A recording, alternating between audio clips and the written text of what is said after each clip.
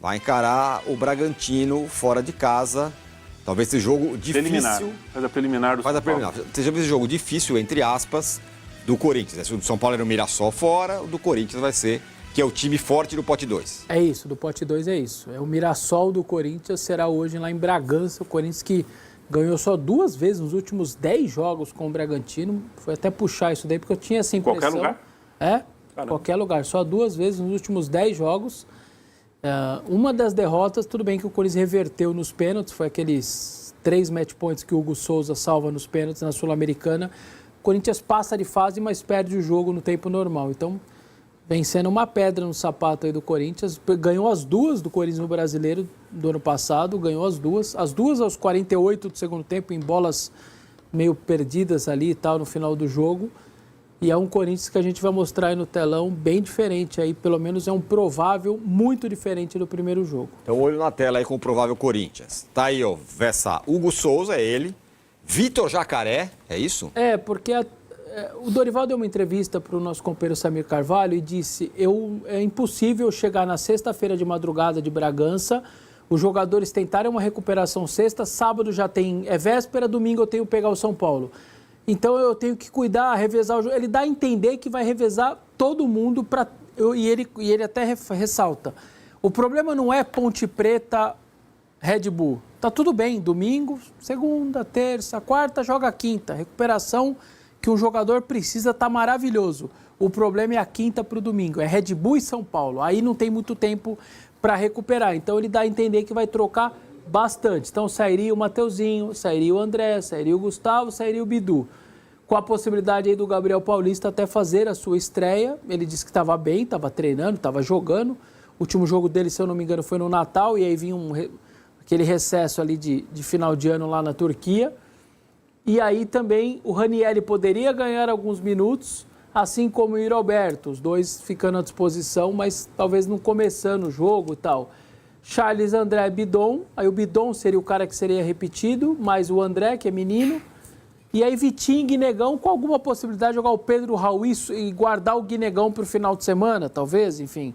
E aí mais possibilidade de troca. Para quem vê ali só Dieguinho e Ranieri, fala, vocês estão loucos? Não, é porque aí ele faria 4-3-3. O Dieguinho entraria numa beirada, Vitinho na outra, um centroavante, só 2 volantes e 3 no meio. 2 volantes e Bidon, enfim. Por isso que está Dieguinho ou o Ranieri. Você sacaria um volante para entrar um cara de beirada, mudando também o sistema de jogo. Mas então pode se preparar aí, torcedor. Muitas mudanças para não estourar ninguém, para tentar cuidar dos jogadores e também para cuidar dos caras para pegar o São Paulo em casa, o que obviamente é muito mais importante. Eu sei que vale 3 pontos do mesmo jeito, só que qualquer treinador vai ter consciência de que um problema com o Red Bull é uma coisa, um problema com o São Paulo é outra coisa. Bom, essa é uma diferença importante, né? Estamos mirando nesse jogo aí, que é contra o Bragantino, mas olhando para o jogo de domingo, que é contra o São Paulo. O São Paulo não vai poder fazer isso, vai ter que ganhar hoje na marra, né? Então o Corinthians vai entrar... É o que eu venho falando, né? Um estreou contra a Ponte em casa. A Ponte com bloqueio sem poder colocar o jogador. O outro estreou em Mirassol. Um tem 3 pontos, o outro tem 0. Um tem mais 3 de saldo, o outro tem menos 3. Então, assim vai. Porque se o São Paulo ganha o primeiro, talvez cuidasse hoje também. Né? Cuidasse hoje também. Exatamente, né? Então, faz diferença a primeira rodada, bastante, por todos os grandes, né? Os 3 grandes, fora o São Paulo, ganharam a primeira rodada, podem fazer as suas estratégias para a segunda rodada. São Paulo não pode se dar esse luxo. A tabela do São Paulo ela poderia ter sido ao contrário, simplesmente o contrário, né? O São Paulo poderia ter estreado contra o São Bernardo em casa e jogar contra o Mirassol fora, já melhorava. Mas aí tem diretoria frouxa e tem diretoria atuante. É um pouco isso. Diretoria ausente, no caso do São Paulo. Pensando em outras coisas. Sei lá o quê. Mas a questão é a seguinte, não poderia ser assim, né? Poderia ter até a mesma tabela, que não se justifica, mas poderia ter uma estreia diferente. Né? Mas, enfim, isso já foi. Agora, eu acho que em relação à utilização dos jogadores, por necessidade ou não, o São Paulo também vai acabar trocando 5 ou 6 em relação ao primeiro jogo. Né? A gente estava vendo ali, o Arboleda talvez jogue, o Rafael Tolói talvez jogue, o Lucas talvez jogue, o Danielzinho talvez jogue. Então, de repente, já dá meio time. É uma coisa que você pode também... não é só a estratégia física, no caso do São Paulo, mas você também pode ter acabar tendo um revezamento quase que involuntário entre um jogo e o outro. Há poucos... Lembrando que o jogo de domingo é 4 da tarde. Para quem está em São Paulo, está fazendo um calor infernal. Foi interessante... Eu gosto quando técnicos, e normalmente são os estrangeiros que fazem isso, por conta das experiências em outros... O Vojvoda falou, o Gabriel jogou... Não é que ele jogou apenas 90 minutos. Ele jogou 90 minutos, ele perguntou, você lembra quanto de temperatura tinha em Santos Novo Horizontino no sábado, quando o Gabriel jogou 90 minutos? Então, assim, isso faz o desgaste é 800 vezes maior. Então, foi a justificativa do Vojvoda para não colocar o Gabriel desde o início.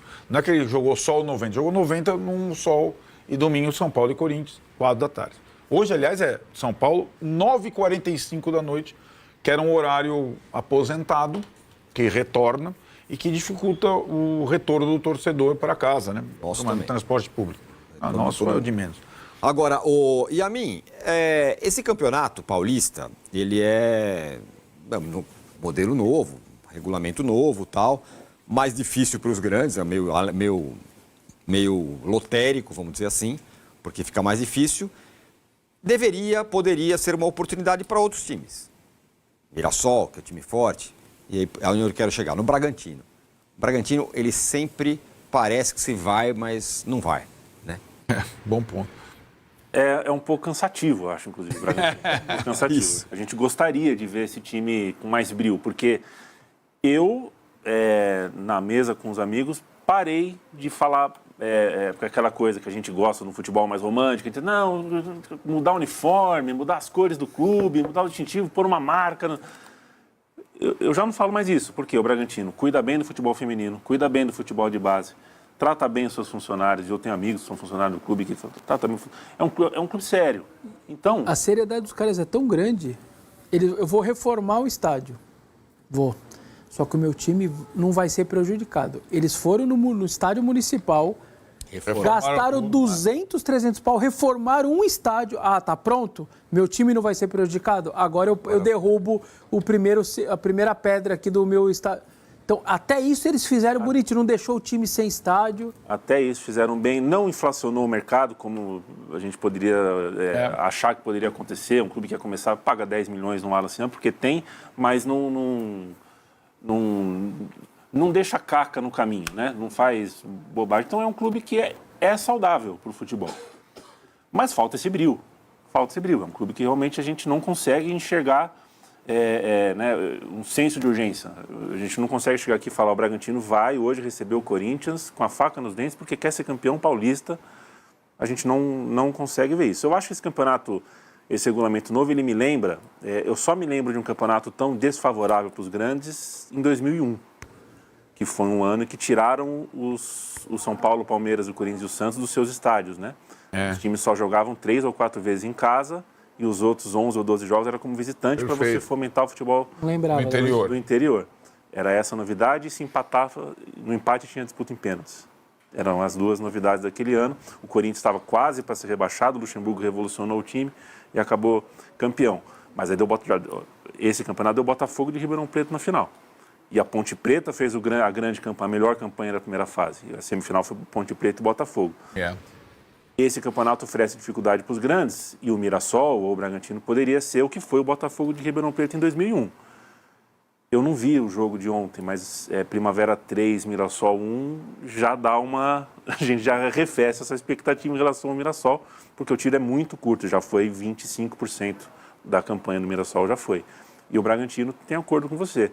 A gente poderia aqui estar falando de um time que coloca um tempero, que dá uma fervura para o campeonato, mas não é o que acontece. O tiro é tão curto. Domingo teve estreia de todo mundo no Paulista, certo? Domingo tem jogo. 3 de 8 em uma semana. 3 de 8 em uma semana. A gente podia estar, a gente falava... Quinta que vem, metade do campeonato. Isso. Metade da fase de classificação daqui. A gente falava, vai encarar o Bragantino em Bragança. Vai ser pedreiro, hein? Não é essa sensação, né? Pro Corinthians também. E pro torcedor do interior, minha família é São José dos Campos, e o São José está na 2, a gente adora ver o São José e torcer pelo acesso pro São José. Hoje, eu não sei mais se eu quero tanto, porque o São José na A2 joga 15 vezes. E até um pouquinho mais vai chegar, sobe de divisão, joga 1. Cara, 8 jogos é muito pouco. Do ponto de vista desses clubes, né? Agora, o Bragantino está no meio desse caminho. Pode não ser pouco para o Bragantino. E outra coisa sobre esse jogo, né? Como faz bem não jogar pré-Libertadores, né? Nossa. Se o Corinthians tivesse envolvido claro. São Paulo, se o Vasco ganha, se o Cruzeiro ganha a Copa do Brasil e ao São Paulo, que tem uma pré-Libertadores. Se o São Paulo está na pré, com essa loucura toda que está acontecendo com o clube, imagina. Rapaz. Imagina que... Mas é curioso, né? A pré está longe ainda, se você for observar a urgência do Paulista de 8 rodadas e o começo do Brasileiro. Mas pro Bahia, tal, pro Botafogo... O Botafogo, falou o nome, que vai ter que mudar tudo esse ano, né? Por conta da precocidade das competições. Você falou um nome ali na hora da escalação, que não está na nossa tela, mas você falou Pedro Raul. Tá voltando, pode ser útil. Pode, né? Numa situação que o Corinthians não tinha um jogador. O cara fez 11 gols no Brasileiro, gente. Fez mais que o Yuri. Vou repetir. Ele pode ajudar, uma característica diferente. Um cara centroavantão, você não tem isso no elenco. Sei lá, tá 2-2 com o Santo André em casa. Ele vai entrar lá e dar uma bafa final, a bola fez... Aliás, quando ele chegou, ele fez exatamente... Estava 2-2, colocaram ele lá, fez o gol de cabeça, 3-2 aos 48 do segundo tempo. Então, acho que esse tipo de jogador pode fazer parte, cara. Tá 1-0, o time adversário colocando volume e bola na aérea. Você põe um cara desse para te ajudar na bola aérea defensiva. Então, não acho que eu não vou discutir o valor que pagou, enfim, todas aquelas loucuras que o Corinthians fez para trazê-lo, que não tem nem nome um negócio desse aí, né? Deram 5 anos de contrato, 5 milhões de dólares, e aí teve que repactuar, virou 8 milhões. Paga em 2028 a última prestação, 8 milhões de dólares no Pedro Raul, o Corinthians vai ter que pagar o total. Eu não vou nem entrar nesse mérito. Mas em termos de característica, pode ser um cara que pode ajudar. Sei lá, você perdeu o Thales Magno, ele vai fazer muito menos que o Thales Magno? Ou vai ajudar? Eu não acho que não. Então, acho que pode ser um cara útil. Vai depender dele, como o Dorival mesmo disse. A gente trouxe, vai treinar, vai jogar, sobretudo o Campeonato Paulista, e a gente confia que pode ele querer dar a volta por cima, depois de ter vivido o que ele viveu lá, virou meme e tal, saiu, se recupera, o jogador é assim mesmo e volta com outra pegada. Eu acho que ele está voltando mais confiante nele mesmo depois do Brasileiro que ele faz pelo Ceará. Por fim, Garro e Memphis vão jogar quando? O Garro, a previsão 3 semanas. Fez uma cirurgia no punho e a previsão é de 3 semanas para estar à disposição. Então tá fora ainda no domingo e tal. Aquele bem ignorante, né? Mas o futebol você joga com os pés. Mas a previsão é de 3 semanas. E o Memphis está na parte interna, também nem foi para o campo ainda. Eu estou imaginando ele, talvez na Vila, talvez, ou no outro depois, sem ser a Vila Belmiro. Então, cuidando aí, certamente vão cuidar dele para pegar Bahia e Supercopa depois no dia 1º. Depois do Palmeiras, você acha que o Corinthians é o nome para o título do campeonato? Eu quero ver um pouquinho mais do Corinthians, porque o Corinthians entre 10 e 21 de dezembro de 2025, que é o Corinthians que jogou também as outras fases do mata-mata. O Corinthians do mata-mata é um Corinthians que vale a pena. Mas o Corinthians fez um Campeonato Brasileiro muito ordinário.